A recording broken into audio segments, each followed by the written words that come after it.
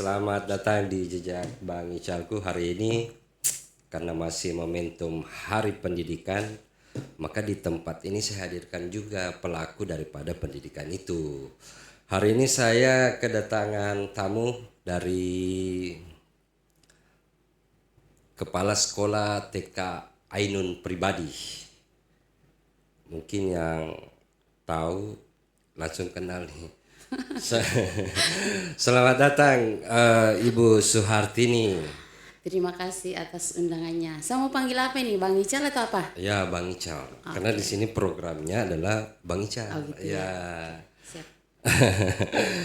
Saya kabarnya nih gimana? Selesai upacara Hari Pendidikan Nasional? Ya, alhamdulillah. Ternyata setelah selesai, Wajo itu dapat rekor muri loh. Wah iya. Dari 1000 tempat. Pakaian adat Bugis. Ya. Kemarin sebelum hari ini saya ada undang tuh Kepala Dinas Pendidikan di sini. Dia sampaikan kita harus kejar itu. Harusnya sih videonya tayang itu juga, tapi tidak jadi tayang karena hari ini baru saya tayangkan. Menunggu antrian karena bertepatan dengan Hari Buruh, Hari Pers. Wah, 3 momen ini luar biasa. Jadi saya juga harus manggil persnya juga. Oke, alhamdulillah kabarnya baik di sehat. Alhamdulillah. Ya penting tuh sehat. Jadi sebelum kita jauh bahas tentang dunia pendidikan hari ini, karena TK itu merupakan garda terdepan, sehingga TK-nya yang saya hadirkan. Nanti mungkin jenjang-jenjang SD, SMP, SMA itu nanti berikutnya lah. Karena ada juga momen Hari Guru, ada beda juga kan Hari Guru? Beda. Beda ya. Terima kasih karena menyempatkan waktu ke sini. Sedikit ditanya ini, sebenarnya Suhartini tuh aslinya dari mana? Aku sih blasteran lokal. Blasteran lokal ya. Iya. Ada lagi tuh blasteran lokal. Iya. Kayak mana tuh, Bu? Bapak kan orang Sopeng. Iya. Mama asli Wajo. Iya. Terus lahirnya di Wajo. Jadi itu kan blasteran lokal. Iya. Blasteran. Ada lagi istilah itu blasteran lokal. Menempuh pendidikan di sini juga. Saya di SD-nya di Sopeng. Terus saya mulai dari Sanawiyah di sini sampai Alia sampai kelas 2 di Wajo. Iya. Pesantren Asadia, terus pindah di Di Sopeng itu. Sekolahnya manusia anti neraka. Woi, manusia anti neraka, man. Iya, man. Kalau saya tahu tuh karena kebetulan apa itu cahayanya ini kayaknya lantai ini. Atau ke kacamatanya yang silau. Dia kayaknya ikut-ikut dia. Ya, inilah. Oke, kita lanjut. Wah, enak ya kalau jadi guru. Ya enak sih kalau kita sudah geluti dengan ikhlas. Tapi bagi yang tidak ikhlas merasa terbebani. Berat itu ya. Berarti dia kejar outfit tuh, kejar pekerjaan. Ya sebagian sih begitu. Hah? Sebagian sih begitu. Iya ya, karena masuk ranah pekerjaan tahu. Jadi tadi itu kalau bercerita tentang guru nih, sebenarnya saya belum mau bercerita tentang guru, tapi maunya bercerita tentang dunia pendidikan. Nah, menurut Ibu Guru sebagai kepala sekolah juga, apakah dunia pendidikan hari ini sudah sesuai dengan apa yang diharapkan? Kalau menurut saya sih ya ini kan istilahnya masih tahap 50% lah. Masih melakukan proses-proses pembenahan. Jadi ketika kita bercerita Hari Pendidikan, ada enggak pendapat sendiri tentang kegiatan Hari Pendidikan? Sebenarnya saya lihat sekarang kalau di Wajo itu kemarin ada kesenian. Tapi kalau menurut saya bagusnya kalau kita melibatkan guru dengan kreativitasnya. Artinya itu kan berdampak ke anak-anak juga. Iya. Bagus sih juga itu yang menyanyi menghibur seperti yang kemarin sambung lirik. Iya. Tapi kira-kira kalau saya tanya balik Bang Ical ini gimana? Maksudnya ada nggak efeknya dari acara kemarin itu untuk anak-anak? Kalau untuk anak-anak mungkin tidak ada. Tapi kalau untuk gurunya biar refreshing ada. Biar refreshing toh, biar lagi. Iya sih. Tapi saya masukan sebagai seorang guru, alangkah baiknya pemerintah juga melaksanakan itu seperti kreativitas guru lah. Karena kadang-kadang itu guru diutus ke provinsi untuk bertanding terkait dengan kreativitasnya. Karena kenapa saya pernah tahun berapa dulu itu dadakan karena kita kan sebagai guru TK itu kreatif, langsung ditunjuk, alhamdulillah Sulawesi Selatan dapat juara 2. Itu dadakan. Iya dadakan. Iya. Jadi dari situ timbul bahwa oh ini bagus nih dijadikan referensi untuk Ajang kreativitas. iya ajang kreativitas. Biasanya nadanya begitu deh kalau bu guru kan. Iya. Saya ini ikut-ikut kayak ibu guru juga sudah kayak ngajar. Astaga. La haula wala quwata. Makanya itu kalau kita sama-sama seseorang ya pasti kita, kalau seorang guru pasti kita mengikut. Iya.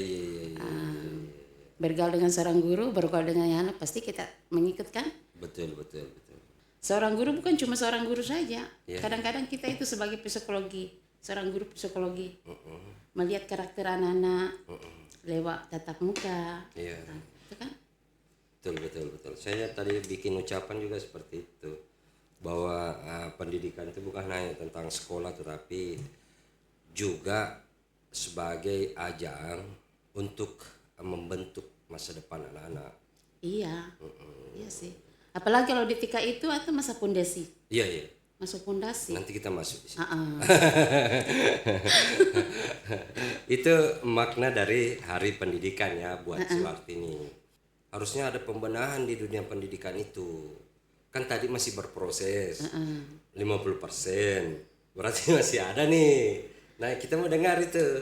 Apa kira-kira yang menjadi yang perlu menjadi bahan evaluasi pemerintah daerah?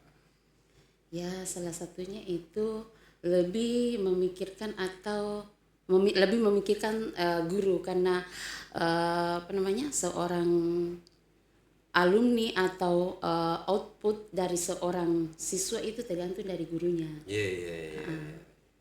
SDM. Tapi memperhatikan dalam bentuk apa nih? Kan banyak tuh, perhatikan fasilitasnya, perhatikan insentifnya, banyak hal. Banyak sih, termasuk kesejahteraan. Ya. Yang kedua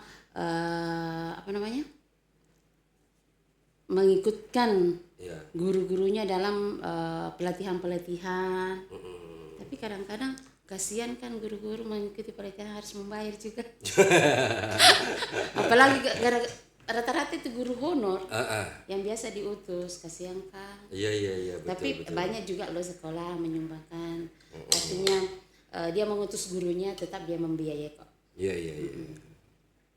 Itu yang pengertian kepala sekolahnya. Iya. Kalau ini adalah garda terdepan daripada dunia pendidikan. Tentu saya ingin tahu nih dari Ibu Guru tentang metode-metode mengajar. Ada enggak metode khusus dalam mengajar? Adalah. Seperti apa itu? Kalau di TK ya kita bahas TK ini karena di situ profesi saya di TK. Kalau di TK itu ada beberapa metode yang kita pakai, termasuk bercerita, bermain, demonstrasi. Tapi sebentar, jangan dipotong. Demonstrasi itu bukan berarti demo loh, seperti yang di luar. Iya. Jadi Demonstrasi, proyek, tanya jawab, pembiasaan, karya wisata. Itu kalau di TK. tadi apa namanya? Bercerita. Bercerita itu seperti apa? Guru yang bercerita menceritakan sebuah dongeng kepada anak-anak. Terus anak-anak mendengarkan. Nah, tersambung dari tanya jawab. Setelah itu termasuk metode tanya jawab juga kan? Iya. Terus setelah ibu guru bercerita, otomatis anak-anak kan bisa bertanya. Nah, masuk di metode tanya jawab. Bermain sambil belajar. Bermain Sambil belajar. Itu kalau di PAUD. Terus demonstrasi. Heeh. Apa itu? Pasti orang bertanya apa sih itu Iya demonstrasi iya kan? iya. Jangan sampai demo yang bakar. Enggak lah, masa Kan anak kecil demo. Ibu guru juga pernah demo kan? Iya pernah sih, makanya saya bisa bedakan Iya, mana iya. untuk ibu guru demonya, mana untuk anak-anak. Iya iya iya, lanjut lanjut. Kalau untuk anak-anak demonstrasinya itu biasanya kan ibu guru mengajarkan anak berwudu secara sama-sama semua. Itu demonstrasi. Nah, itu. Oh, praktik. Iya, Oh iya praktek. iya iya, praktik. Nah, proyek juga Heeh. bukan proyek yang di luar itu. Enggak, masalahnya begini. Langsung Saska, bukan proyek di luar, kan itu Bang Icanya kayaknya biasanya itu dia memancing. Heeh. Suka memancing. Oh. Memancing, asal jangan memancing di air keruh. Iya iya. Proyek itu biasanya anak-anak mengerjakan proyek itu bukan lebih dari satu, bisa saat sendiri, bisa lebih dari satu, bisa berkelompok. Nah, contohnya kita sama di luar pembelajaran yang di luar itu saintifik itu termasuk menanam jagung, itu termasuk itu proyek. Itu tadi aplikasi ya, demo kan. Iya. Nah, selanjutnya Proyek-proyek ini. proyek ini. Demonstrasi tadi itu seperti praktik Iya. berwudu. Kalau proyek ini Seperti menanam jagung itu kan menanam jagung bisa sendiri, bisa lebih satu orang atau bisa berkelompok jadi kalau di mengerjakan sesuatu. Heeh, lanjut. Mengerjakan sesuatu itu tidak mesti bilang harus ramai-ramai, tidak. Diberikan tugas oleh guru menanam tomat di luar, itu termasuk proyek. Itu termasuk kegiatan proyek. Nah, masih ada lagi kan? Masih Heeh. karya wisata. Karya wisata seperti apa itu? Biasanya kan anak-anak diajak keluar berwisata. Oh iya iya. Iya. Jadi itu wisatanya sambil belajar ya? Iya, Pengenalan gitu, pengenalan. Iya, terus seperti kalau kita di mengunjungi suatu permandian, Heeh. dari situ pembelajaran mengenal air Ya. di situ. Ada kan temanya nanti di situ, tema air, udara dan api. Jadi pengenalan bahwa ini namanya air, sebegini bentuknya, ada warnanya atau tidak. Nah, di situ. Jadi dia berwisata sambil belajar ya. Iya. Jadi kayak misalnya biasa juga datang di gedung ini, di gedung DPR. Biasa. Ada juga. Biasa mengunjungi gedung. Kemarin saya kantor polisi. Sesuai dengan tema profesi juga. Iya, itu. Jadi mengikuti tema profesi yang ada. Itu pengenalan ya, pengenalan. Iya, pengenalan. Itu membentuk karakternya nanti terbaca dari situ ya. Iya. Oh iya, oke paham. Nah, selanjutnya Pembiasaan. pembiasaan. Nah, seperti apa itu pembiasaan? Pembiasaan itu anak-anak biasanya kalau di TK itu ada namanya penjemputan. Anak-anak diajarkan mengucapkan salam. Oh, itu tuh Itu yang termasuk cium-cium pembiasaan. tangan guru. Iya, iya, iya, iya. Terus sesuai dengan di adat Bugis itu minta tabe-tabe itu kan pembiasaan juga. Iya, iya, iya, iya. Pengenalan. Pengenalan attitude ya, Itu. pembiasaan. Oh, ini untuk dibiasakan supaya dia itu menjadi attitude ya. Pembiasaan artinya pembiasaan bukan cuma di sekolah nanti, akhirnya terbawa ke rumah. Kan itu pembiasaan. Betul, betul, betul. Nah, kalau bercerita tentang lingkungan sekolah, apakah kalau misalnya di Ainun lah, anak-anak kan diperkenalkan tuh tadi beberapa, ada media ndak di situ digunakan? Ada. Medianya seperti apa kalau di sekolah Atta ini? Pembiasaan itu biasanya dari keagamaan, Oh, ada iya, iya. miniatur-miniatur Iya, iya. yang biasa kita perlihatkan, menghormati orang tua bagaimana, salah satunya itu salim sebelum berangkat sekolah gitu. Salib atau salim? Salim, Oh, saya yang salah dengar berarti. salim, Saya pikir kau bilang tadi salib. salim, jabat tangan. Tapi kan ya tidak menutup kemungkinan ada juga kan. Ah, Misalnya non muslim yang sekolah tempat atau. ya sesuai dengan pembiasaan mereka dia. Oh, iya iya iya. Saya ada non muslim di sekolah saya. Iya. Jadi dia dibiasakan metode apa nih, budaya kah, keagamaan kah, atau kan beda, harusnya beda kan metodenya. Iya paling budaya karena kita kan di situ rata-rata muslim semua. Iya. Tidak sama kalau umpamanya dalam satu sekolah itu ada memang gurunya non muslim. Biasanya itu kita berikan kebebasan untuk terkait dengan sesuai dengan agamanya. Iya. Gitu. Karena saya pernah di Palopo ya. Mayoritas kan sebagian kebetulan pada saat itu saya ditugaskan di situ tempatnya adalah sekolah non muslim. Iya. Tapi ada gurunya yang muslim. Nah, tetap dia mengikut ke pembelajaran mereka. Nah, misalnya nih, saya tidak mau mengatakan bahwa apa yang membedakan sekolah lain, tapi saya ingin mengatakan bahwa apa yang bisa menarik saya sehingga anak saya sekolahkan di tempat tak. Kalau masalah ya memang tidak boleh dibedakan ya. Iya. Jadi tergantung dari gurunya juga outputnya itu. Iya. Karena kenapa kalau bagus outputnya satu sekolah tanpa kita minta, tanpa kita ajak orang tua murid langsung bisa masuk. Karena dia pengalaman saya kemarin saya pernah tempati satu sekolah. Itu sekolah yang tadinya cuma sekian siswanya akhirnya membludak sampai kurang lebih 100. Ternyata setelah saya recheck dari orang tua, ternyata mereka saling memberikan informasi bahwa di sekolah ini anak saya sudah pintar begini, karakternya sudah bagus begini. Itu kan tergantung dari guru juga. Terkait melatih mental, melatih semacam karakter orang anak-anak seperti emosional. Kayak mana modelnya itu untuk melatih? Di TK itu kan ada aspek 6 bidang pengembangan. Disitulah kita latih anak-anak secara emosionalnya, tanggung jawabnya.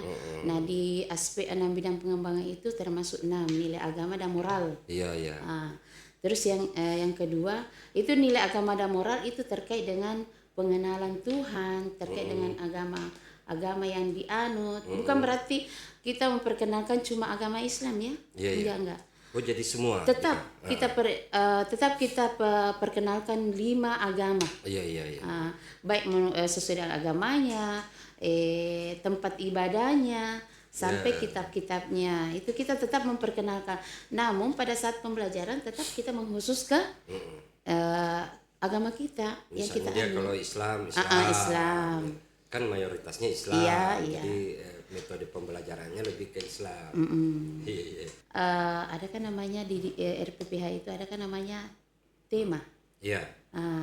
Terus nanti di tema itu subtema itu dibagi yang mengkhusus. Pokoknya kita mayoritas Islam ya kita nanti pelajari terkait dengan Islam. Tapi umumnya itu yang kita perkenalkan dulu 5 agama. Itu. Tadi itu agama dan moral. Nah selanjutnya apa? Sosial emosional atau disingkat dengan SOSEM. SOSEM. Terus SOSEM itu nih bentuknya seperti apa? SOSEM itu anak-anak bertanggung jawab, bisa mengendalikan emosionalnya, emosinya, beradaptasi itu SOSEM. Artinya lebih ke jiwa sosialnya. Iya. Maka dibawa lagi lah dia tuh. Jalan-jalan, menyumbang. Iya. Itu sama diperkenalkan. Bahkan sampai menyumbang itu di setiap sekolah itu ada namanya sedekah. Kita itu perkenalkan anak. Supaya dia menjadi pembiasaan. Itu sama termasuk pembiasaan lagi. Makanya kalau di sekolah saya, setiap hari Jumat kami mengadakan sholat 2. Nah di situ kita biasakan menyumbang berapapun. Tidak mesti harus sekian. Berapapun namanya kan sumbangan, tidak mengikat bahwa sekian. Tapi di itu di sekolah kayak SMA tuh saya lihat dulu anakku sumbangan tapi mengikat, ada nilainya. Sumbangan komite. Itu berarti kontesnya yang salah. Kontes kalimatnya yang salah, harusnya pembayar iuran sebenarnya harusnya iuran bukan sumbangan. Terkecuali kalau orang tuanya ayah sumbangan komite, orang tuanya berapa, apakah dia mau menyumbang semacam materialnya semen, itu kan yang termasuk sumbangan. Kalau itu pembayaran yang apa namanya, dikasih target bahwa sekian itu namanya iuran. Iya. Sama juga iuran SPP. Kalau di tingkat TK ada seperti itu ya? Kalau di tingkat TK ya iuran SPP istilahnya. SPP istilahnya. Itu kembali untuk guru dan anak-anak juga. Ya, tapi kan itu swasta. Iya. Kalau negeri. Negeri enggak. Tidak. Tentu berbeda. Iya. Iya. Itu masuk tadi sosum. Masih ada enggak? Masih Masih ada enggak Masih itu? ada 4. Terus lanjut apa? Fisik motorik. Fisik motorik. Fisik motorik itu terbagi 2, motorik halus dan motorik kasar. Terus? Di motorik halusnya itu seperti melukis, menyusun pulsa, mewarnai, menggambar. Kita kan melatih otot-otot halus anak-anak, menggerakkan ini. Iya. Beda lagi tuh ya, otak kiri otak kanan. Itu sudah masuk di situ. Oh iya. Saya berarti betul masih bagus ingatanku berarti. Karena sudah lama tidak sekolah, mohon maaf. Iya, lanjut. Terus kalau fisik motorik kasarnya itu ya seperti olahraga yang di luar. Oh iya. Volley, tapi biasa kan untuk anak SMA gitu. Kalau anak-anak bisa menendang, jungkit-jungkitan, berjalan di atas papan tisian itu termasuk fisik motorik kasar. Oh iya. Kita juga ada loh di sini. Di sebelah sini ada tempat begitu. Ya biasanya memang setiap tempat-tempat itu kadang-kadang kan satu kantor ada pegawainya, ada punya anak. Iya. Biasanya kan menyediakan tempat bermain anak-anak, tapi tidak seperti TK lah yang banyak macamnya. Sama juga di di kafe-kafe itu atau di restoran itu biasa disiapkan. Saya lihat. Iya. Betul. Itu taman bermain. Taman kanak-kanak. Taman kanak-kanak kan jadi teman. Nah, kalau bercerita selanjutnya itu apa lagi nih yang dipelajari? Tadi sudah fisik motorik ya. Kita masuk di kognitif. Kognitif. Ini seperti apa lagi nih? Kognitif itu kan daya ingat. Daya ingat. Biasanya anak-anak menghubungkan konsep bilangan. Iya. Apa tuh seperti? Biasanya kan kita kasih pekerjaan anak menghubungkan konsep bilangan itu, kita gambar satu benda banyaknya, kemudian kita menyambungkan dengan lambang bilangan yang sesuai seperti ini. Gambar ayam 3, kita gambar di situ. Terus kita di sini di sebelahnya kasih angka 1, 2, 3, nanti dia sambungkan, hubungkan, gambar dengan konsep bilangan. Itu daya ingat anak yang kita latih. Jadi kalau saya itu belum melaksanakannya sudah membayangkan lucunya itu luar biasa kan? Ya alhamdulillah, makanya saya itu terus terang ya. Kemarin saya disuruh masih berlaku dapodik ya. Kemarin kan saya tidak bisa masuk P3K karena ya kita kan sudah dianggap CPNS. Tapi ada kemarin tahun berapa itu kalau sudah memang tersinkron dengan dapodik sudah bisa masuk, karena saya kan punya 2 ijazah, bahasa dan sastra dan PAUD. Ada teman saya lolos, dia kan dari biologi masuk SD, tapi kayaknya mungkin memang saya tidak jiwaku di guru SD. Saya dikasih peluang tapi saya masih tetap di TK karena kelucuan anak-anak itu. Iya betul. Sudah jiwaku separuh di TK. Saya baru saja membayangkan itu sudah mau senyum-senyum sendiri kan. Tadi saya sementara lagi benahi itu TV besar di saya putarkan anak-anak, langsung ada itu anak-anak langsung pencet, apa ini? Baru ketawa-ketawa, jadi mau marah tidak bisa juga karena anaknya saja sudah lucu. Iya betul. Oh iya, dapat televisi sama sekolah kan? Ada juga tidak. Oh iya, kemarin Pak Kadis ungkap masih ada itu. Masih ada. Proses berikutnya.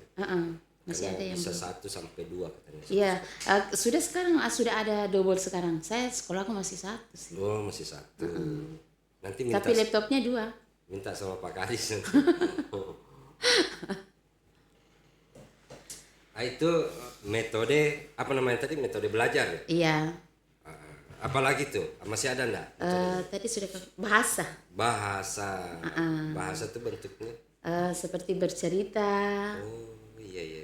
bercerita kan, mendongeng, menyimak, mendengar, Iya, iya. itu.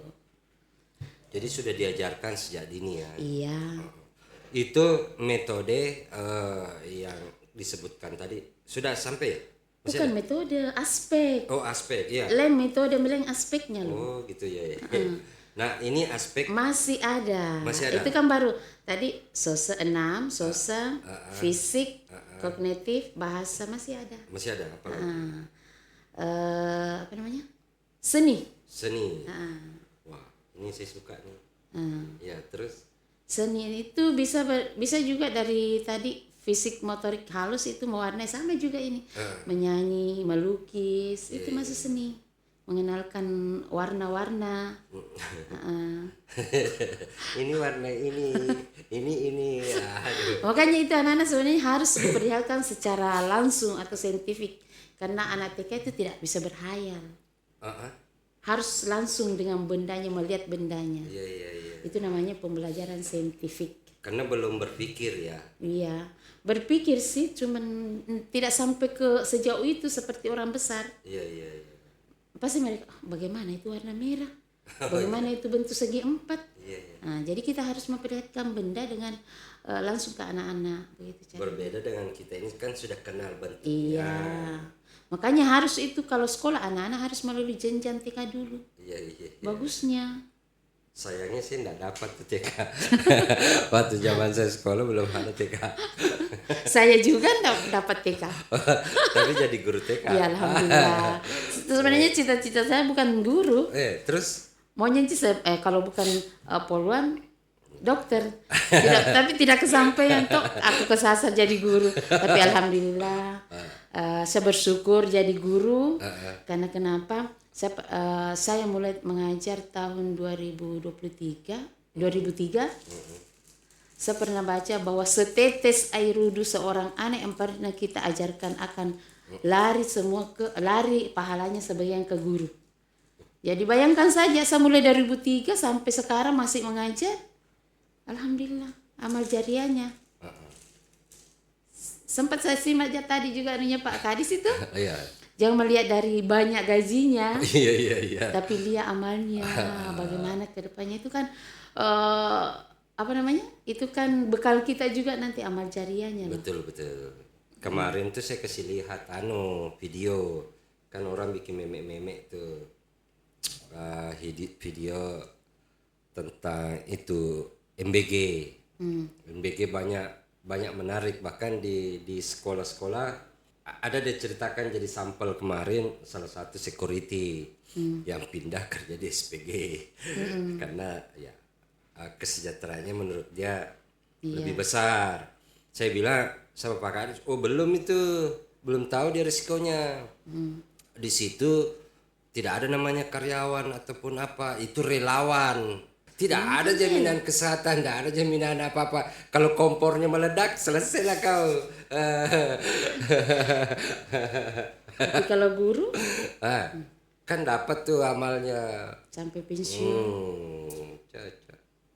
Tapi itu amalnya besar juga sih, kasih makan orang. Iya sih. Karena kasih makan orang. Cuma ada resiko menanti di situ, resiko meledak, resiko apa dan lain sebagainya, banyak. Ya mudah-mudahan lah terus berbenah. Jadi itu ya, seharusnya baru saya masuk nih. Apa sih yang harusnya menjadi daya tarik di sekolah ini? Sekolah apa tadi itu? Ainun pribadi. Ainun pribadi. Punya pribadi itu. Iya memang. Pribadi memang, setiap yayasan kan pribadi. Kalau sekarang sudah ada berapa muridnya di situ? Kurang lebih 70. Banyak ya? Itu sudah berkurang. Kemarin pertama-tamanya itu lebih 100. Apakah itu menjadi tolak ukur begitu Anda masuk jadi kepala sekolah, habis muridnya? Enggak juga. Enggak. Sebenarnya tolak ukur keberhasilan sebuah TK itu di mana? Outputnya, SDM-nya, keluaran. Oh iya. Kalau misalnya, dia sudah pandai membaca di SD. Programnya juga di sekolah itu. Salah satu programnya juga. Iya. kan banyak tuh anak-anak SD sudah kelas 3 baru bisa membaca.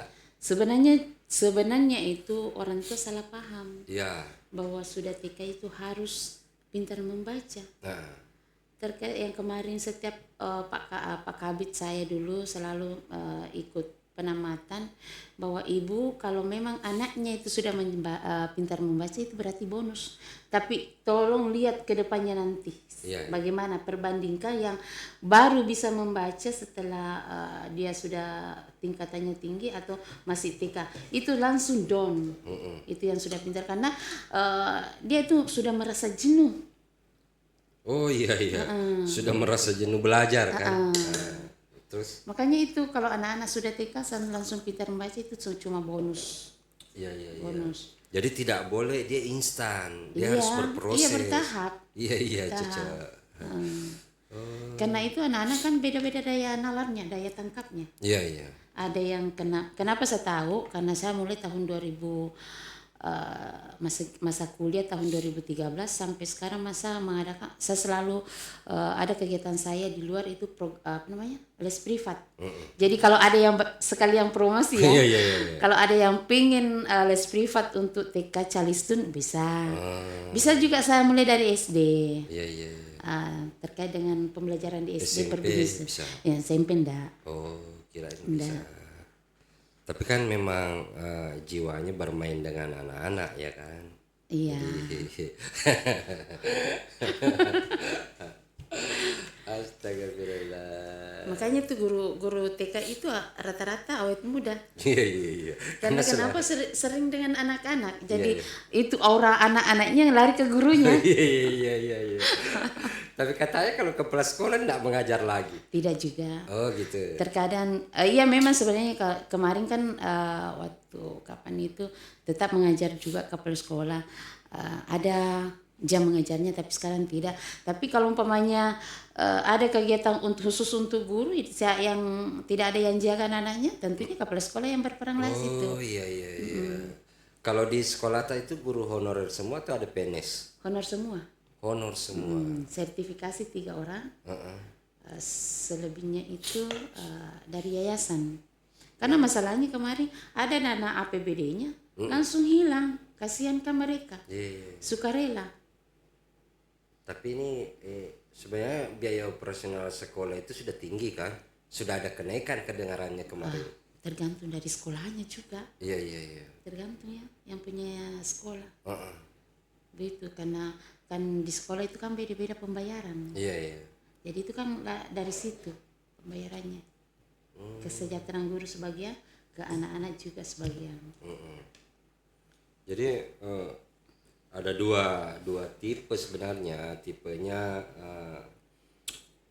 dia berorientasi bisnis kah, berorientasi pahala kah kan? Iya sih. Tanda kutip. Iya. Ada 2 versi sebenarnya. Ini barusan dapat narasumber ini santai. Namanya kampus saya santai, berbicara santai lah. Iya. Ini kan bukan formal. Artinya kita sharing terkait dengan profesi masing-masing kan. Iya. Bang Ical kan salah satu juga dengan media. Tentunya kan kepo sedikit lah. Itu kan media kepo. Bukan kepo, sedikit kepo. Kalau ndak kepo dia ndak akan mau cari tahu itu apa masalah di belakang. Ndak urus mau dunia pendidikannya bagus tidak tapi karena dia kepo dia coba gali. Itu tadi sudah cerita tentang sekolah. Sudah berapa lama sih berprofesi sebagai seorang guru? Saya berprofesi seorang guru mulai dari tahun 2003 sampai 2019. 2019. Berapa tahun tuh? Puluhan tahun lah ya. Ya. Nggak bagus sudah motorik kognitiku. Ya mungkin faktor U. Oh iya. Harus sadar diri tuh. Jadi sudah puluhan tahun jadi guru. Kenapa belum PNS? Kemarin saya sudah lulus CPNS tahun 2014. Terus? Kendalanya kebetulan kemarin saya itu adalah ketua koordinator dari K2 guru yang lulus tapi sampai sekarang belum bernip dan tidak ada SK-nya karena adanya sabotase kemarin. Saya berani katakan demikian karena saya memang tidak mau lagi tutup terbuka sekarang. Siapapun yang tersinggung maka ayo kita berhadapan. Kemarin saya lulus 2014, saya sempat sampai di BKP SDM masih BKD pada saat itu. Melalui prosedur di saat terakhir penerima SK kok tiba-tiba kita tidak dapat. Tidak ada namanya, hilang. Tidak ada memang. Nanti setelah pemberitahuan nanti kita tahu setelah ada teman dari mana itu Siwa Pitung Panua mengatakan dia datang di lapangan pada saat penerimaan SK. Dia bilang kok saya tidak ada. Apa tanggapannya? Katanya kita di swasta. Jadi waktu itu tapi kan sudah lulus berkas, Pak. Nah, disitulah tanda tanya. Makanya kemarin saya coba sebenarnya kemarin Tunggu. Ini kan merunut nih. Ini kan melalui proses ya. Iya. Pertama karena dia K2. Terus masuklah namanya di database karena dia K2. Iya. Itu kan store berkas dulu. Iya. Nah, kenapa dinyatakan lulus berkas? Nah, makanya kemarin saya katakan saya protes. Saya protes. Sebenarnya kemarin saya tidak berani menjadi koordinator dari K2 karena saya masih nervous kalau berhadapan dengan pejabat. Tapi karena support dari seorang suami, akhirnya saya bisa berani sampai orang yang lebih tinggi jabatannya saya bisa tantang kemarin. Kemarin dari alasannya itu bahwa kita dari swasta, maka kami diam karena kita belum paham terkait PP-nya. Nah, yang saya cuma pahami kemarin bahwa kalau memang kita tidak diterima, kenapa diloloskan pada pemberkasan? Terus pemberkasannya itu kan melalui dari pusat juga. Karena kenapa kita itu dapat nomor ujian. Nah, karena dapatnya nomor ujian, kita rame-rame mengikuti ujian CPNS. Dan alhamdulillah, saya sempat pada saat itu, saya tidak tahu. Kebetulan pada saat itu maghrib, saya di rumahnya Pak Sekwan, Pak Senal. Kebetulan anaknya saya kasih les privat. Tiba-tiba ada teman saya dari Mamuju. Tin, coba buka laptop. Ada apa? Bilang, itu kamu lulus CPNS. Langsung saya, kebetulan ada juga teman di sini. Saya langsung ke DPR buka laptop. Kemudian malam jam 9 ke BKPSD menanyakan hal ini. Mereka tidak tahu. Tidak tahu. Kok tidak tahu? Tidak tahu juga. Mungkin mereka tidak tahu juga. Karena tidak bisa. Saya sampai di sana, saya tanyakan, ini. Mungkin mereka kecolongan. Mungkin ada entahlah itu. Akhirnya langsung ada teman yang print out semua itu, mulai dari Kemenpan itu nama-nama Kemenpan, makanya sampai sekarang saya itu masih punya semua berkas-berkas, bukti-bukti semua itu sampai sekarang. Oh, berarti karena ada berkasnya yang tidak sesuai gitu maksudnya. Nah, di situ kemarin saya sempat berhadapan dengan kepala BKSD pada hari itu, tapi dia sudah menjabat sebagai sekda. Dan ada beberapa teman juga di BKD mengatakan, Tin, sebenarnya ada perbaikan pada saat itu 3 bulan. Saya bilang, kok kita tidak dikasih tahu? Nggak tahu juga. Nah, pada saat mengadakan aspirasi di DPR kemarin, di situ kan BTL istilahnya, bahwa berkas tidak lengkap, bukan berkas tidak bersyarat.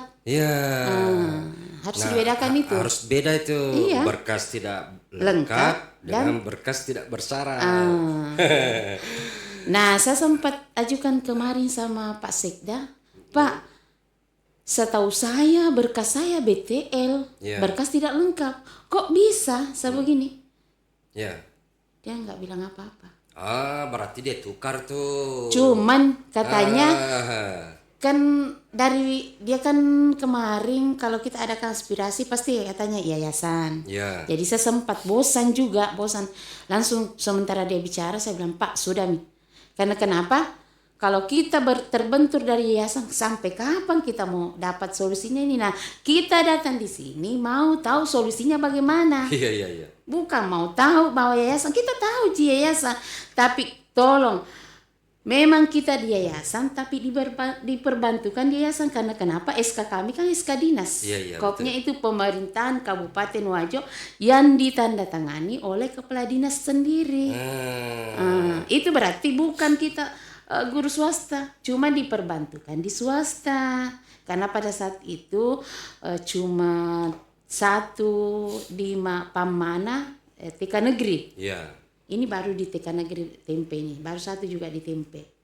Tapi sekarang kan sudah lebih 40. Bahkan lucunya kemarin itu salah satu orang terpenting juga di BKD. Saya katakan, Ibu, saya sama teman 3 orang kalau tidak salah itu hari malam saya datangi di rumahnya. Ibu, kenapa bisa? Kita tak, kan dia bilang kalau memang kan bisa Bu bilang ditempatkan dulu di negeri. Ibu katanya itu di Wajo itu hanya beberapa negeri. Siapa bilang Bu? Berarti antara dinas dengan BKPSD tidak ada.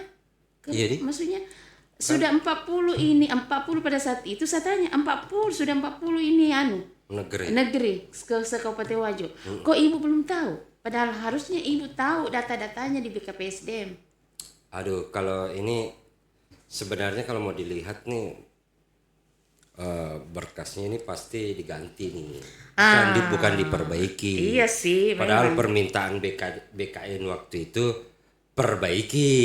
Iya. Tapi karena ada waktu itu kan memang santer tuh namanya bayar-bayar. Iya memang sempat ada yang tawari teman saya 150 juta. Makanya saya sudah Cuman saya ini bisa harusnya bertanggung jawabkan. ini harusnya digugat pemerintah daerah. Bagaimana caranya ya? Kemarin sampai saya dipanggil oleh tim Tipikor terkait dengan pembayaran, tapi sayangnya teman saya sebagian penakut. Kasihan. Saya bilang, Pak, begini, ada memang teman saya membayar, tapi mereka tidak mau buktikan, artinya dia tidak mengaku karena jangan sampai dia jadi bumerang bagi dia. Artinya dia membayar, dia yang ditangkap juga sebagai Tapi dia bilang di situ di Tipikor, Ibu seperjelaskan ya Bu, kecuali Ibu membayar terus ada kesepakatan itu namanya suap menyuap. Iya. Tapi saya bilang, Pak, seandainya saya membayar, oke, saya mengaku saya garda terdepan. Tapi sayangnya teman saya kasihan. Nggak takut, masih takut. Karena ini kelihatan prosesnya ini. Harusnya kan ini diproses hukum bukan pada tataran membayar. Ini ada pergantian ini bukan perbaikan. Iya, karena data-data kemarin yang kelulusan untuk anggaran itu kita sudah masuk karena sekian saya pelajari.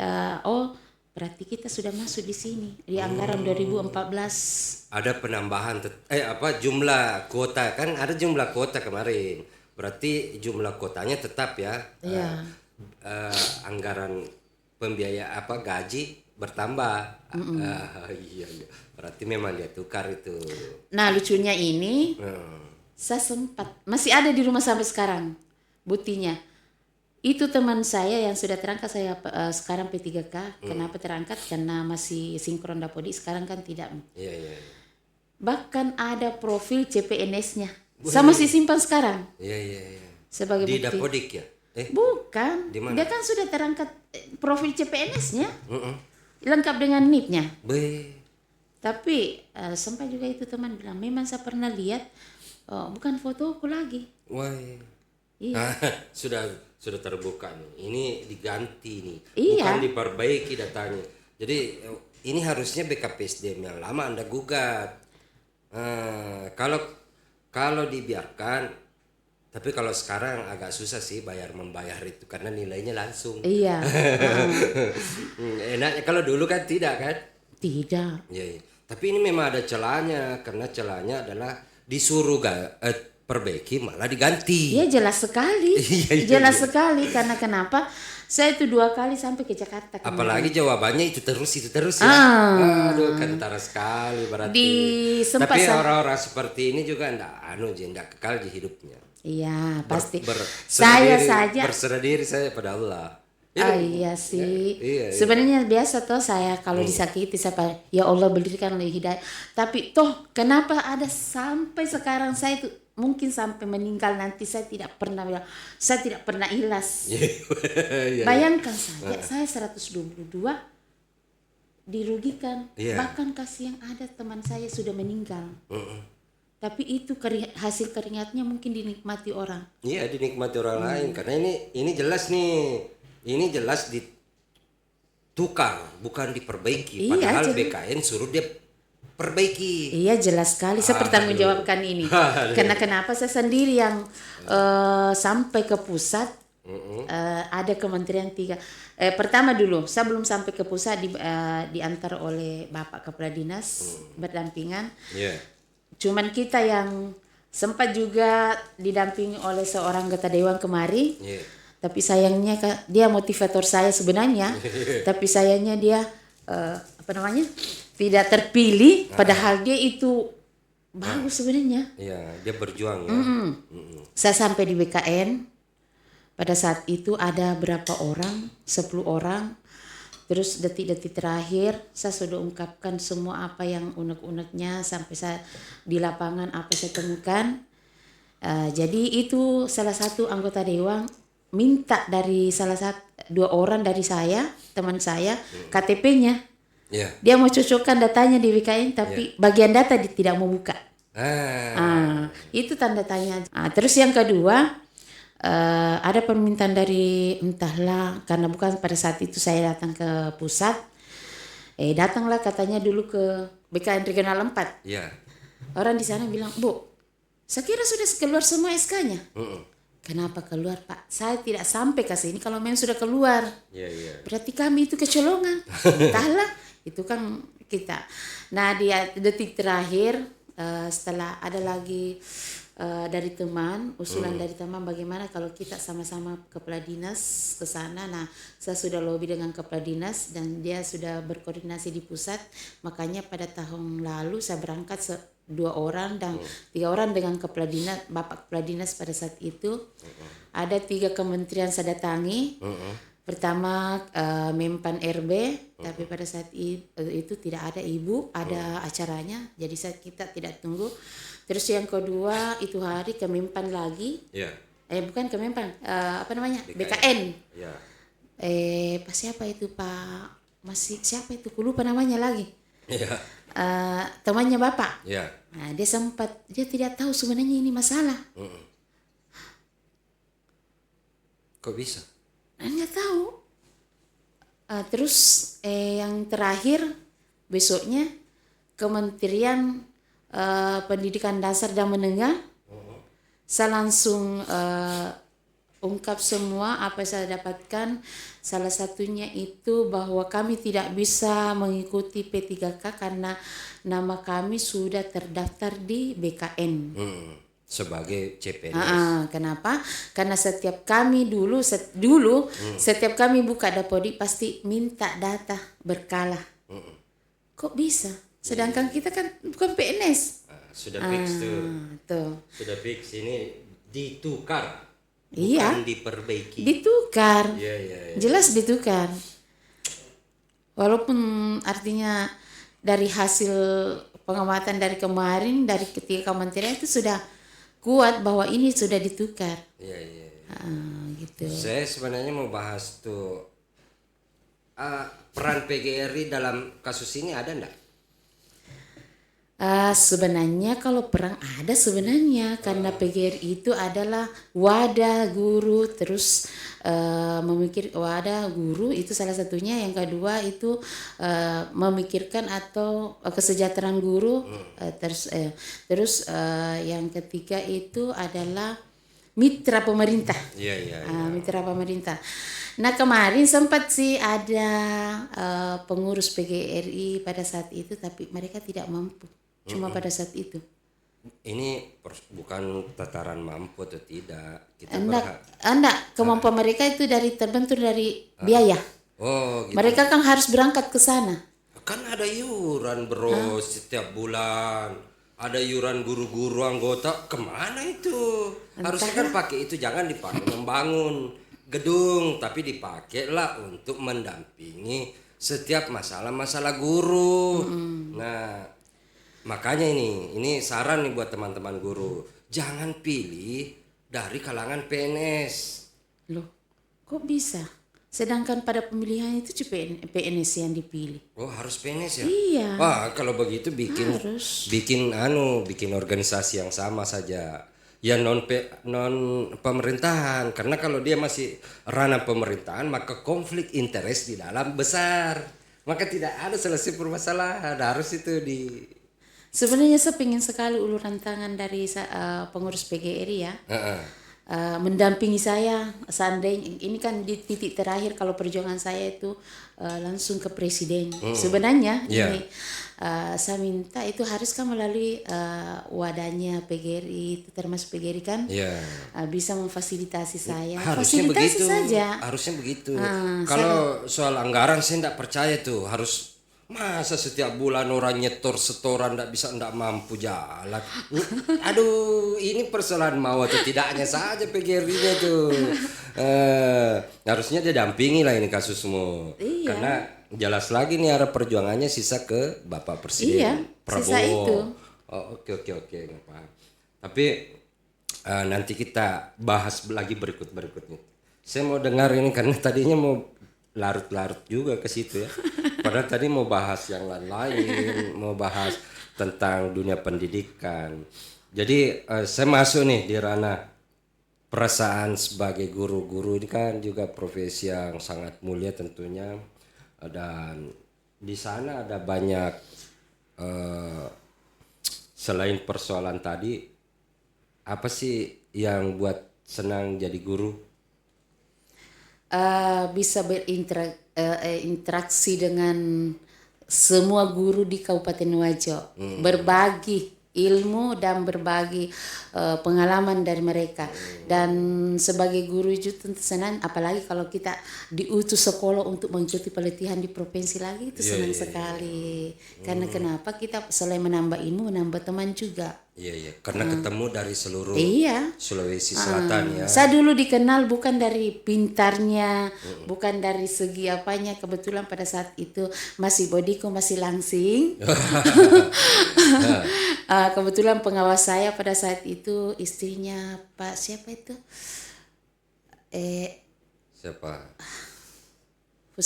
Siapa itu anunya PKB? Yang di BTM Pabrik itu? Yang pernah jadi sekda di sini. Yang anaknya sekarang anggota dewan di provinsi.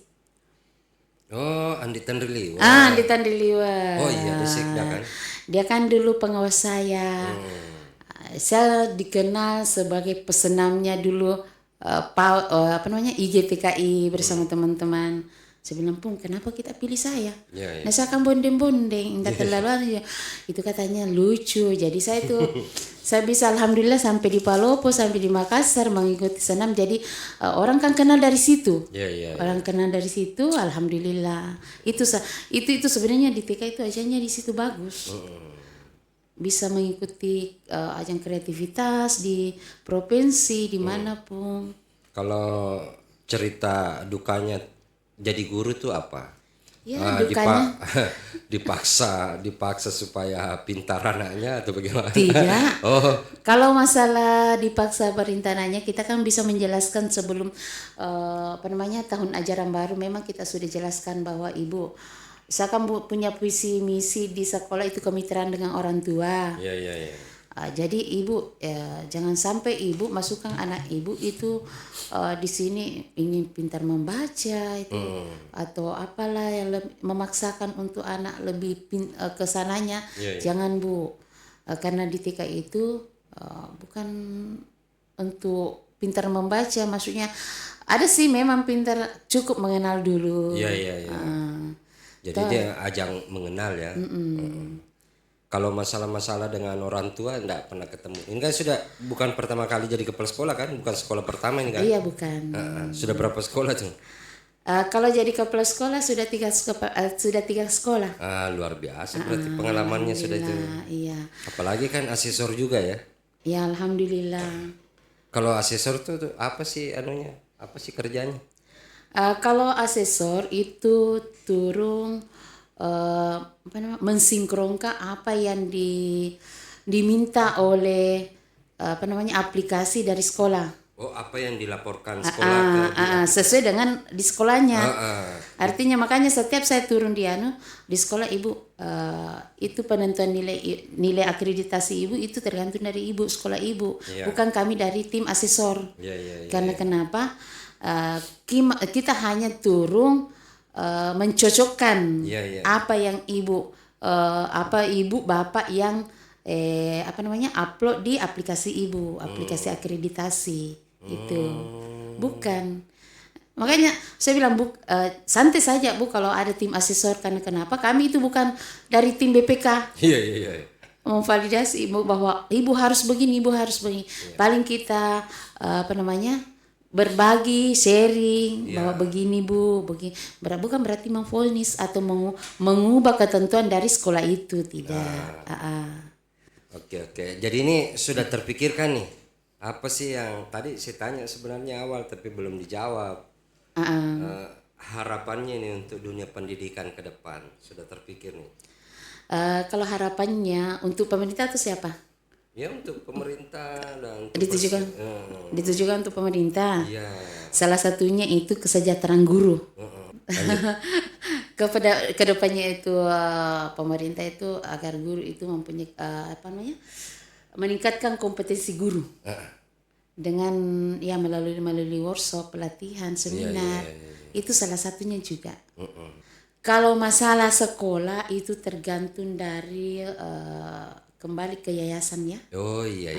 Pemiliknya masing-masing. Beda kalau sekolah negeri kan. Iya. Kadang-kadang kasih yang ada juga yang cukup sederhana sekolahnya, namun banyak siswanya. Kembali lagi ke outputnya anak, SDM-nya guru. Makanya di sini pemerintah harus lebih memperhatikan guru, sejahteranya, dan akhirnya guru juga mempunyai kompetensi. Begitu. Jadi kalau tidak bisa diajar, minimal kalau sudah sejahtera bisa beli buku untuk belajar, ya kan? Sekarang kan biar tidak pakai, cukuplah kota. Karena sekarang kan biar tidak melalui buku, bisa kan lewat media. Makanya itu lebih penting kesejahteraannya. Iya, itu makanya saya bilang lebih utama. Sekarang sudah terganti sebenarnya. Dulu kan guru itu lebih memprihatinkan kondisinya. Hari ini sudah bagus lah, sudah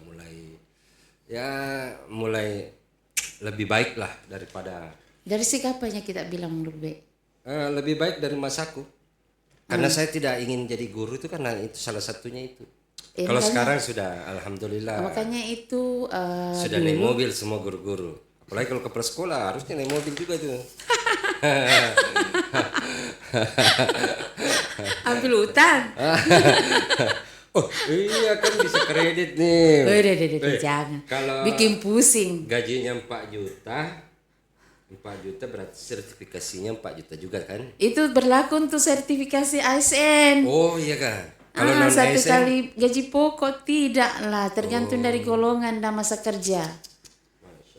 Masa kerjanya yang terhitung itu kalau non PNS. Bukan anunya ya. Bukan. Kalau guru golongan jadi kalau guru ASN itu umpamanya gaji pokoknya 3 juta lebih, ya 3 juta lebih juga yang anunya. Ya, kalau sertifikasinya. Jadi double kan? Double. Kalau sertifikasi non PNS enggak. Oh iya kan? Enggak. Mas. Tergantung masa kerja. Masa kerja. Gitu. Mukamu kan terlindung sama mic. Ya, jadi kan enggak kelihatan tuh cantiknya. Aduh. Jadi Boleh saya minum sebentar? minum mungkin. Jadi kan ini sudah sebenarnya lengkap nih ini. Sebenarnya saya mau lebih bercerita kepada kondisi pendidikan, bukan pada kondisi gurunya dulu kan. Masalahnya Hari Guru juga ada. Ini hari Hardiknas, Hari Pendidikan Nasional. Mungkin ada ucapan sebagai closing statement. Kalau saya ucapan di Hari Pendidikan Nasional ini agar anak-anak bangsa lebih maju ke depannya lagi dan kualitas guru juga lebih ditingkatkan menjadi guru yang profesional. Terus masih lagi itu tolonglah pemerintah janganlah membeda-bedakan dari negeri dan swasta. Janganlah kasihan swasta itu dianaktirikan. Karena mereka kan intinya mencerdaskan anak bangsa. Kan? Jadi tolong pemerintah itu memberikan kebijakan yang bisa memajukan sistem pendidikan nasional. Termasuk guru-gurunya yang perlu diperhatikan itu salah satu. Salah satunya. Oke, terima kasih atas waktunya Ibu Suharti ini pada kesempatan ini. Semoga sehat selalu, sukses selalu menjadi tenaga pendidik kita untuk masa depan generasi bangsa kita yang semakin kompleks. Sekian dan terima kasih. Assalamualaikum warahmatullahi wabarakatuh. Waalaikumsalam.